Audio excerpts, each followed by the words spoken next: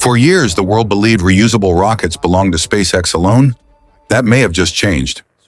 China has just achieved something that could reshape the global space race. For the very first time, the country successfully recovered the first stage of one of its rockets after launch, a milestone that only a handful of space programs have ever reached. At first, this might sound like just another rocket launch, but in reality, it could mark the beginning of a completely new era for China's space ambitions. Here's why. When a rocket lifts off, the first stage provides the enormous thrust needed to escape Earth's gravity. It burns through its fuel in just a few minutes before separating from the rest of the rocket. Traditionally, that booster crashes into the ocean or falls back to Earth, becoming nothing more than expensive space junk. Imagine buying a brand new airplane, flying it only once, and throwing it away after landing. That's essentially how rockets worked for decades. Everything changed when SpaceX proved that the first stage didn't have to be destroyed. Instead, it could fly itself back, land safely, and be used again. That single innovation slashed launch costs and completely transformed the economics of spaceflight. Now, China is taking a major step in the same direction. During the launch of its Long March 10B rocket from Hainan Island, the booster separated exactly as planned, but instead of disappearing into the ocean forever, it performed a controlled descent and landed safely on a recovery platform at sea. For China's space program, this wasn't just a successful landing. It was proof that reusable rocket technology is becoming a reality. And that changes everything. Building rockets is incredibly expensive.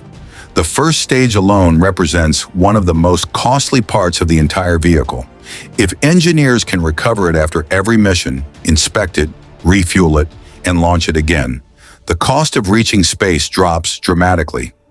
Lower costs mean more launches. More launches mean more satellites. More satellites mean stronger communications, better navigation systems, improved Earth observation, and faster technological development. But China's ambitions go much further than launching satellites. The country plans to expand its space station, send astronauts back to the moon, and eventually build a permanent lunar presence. Future missions to Mars are also part of its long-term strategy. Reusable rockets could become the foundation that makes those missions affordable.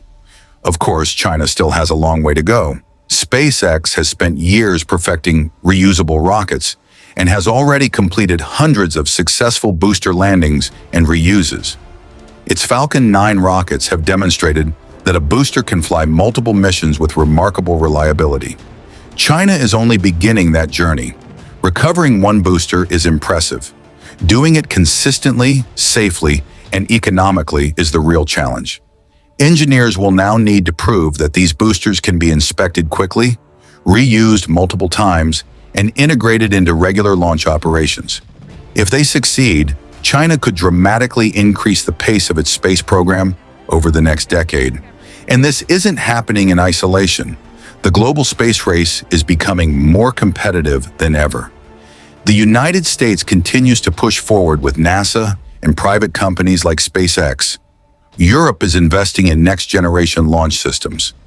India is expanding its space capabilities. Now China is showing that it intends to compete at the highest level.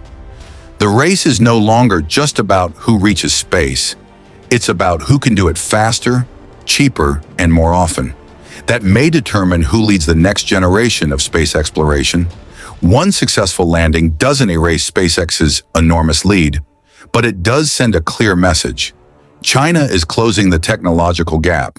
And if this momentum continues, the future of space exploration could become far more competitive than anyone imagined just a few years ago. The next chapter of the space race has already begun.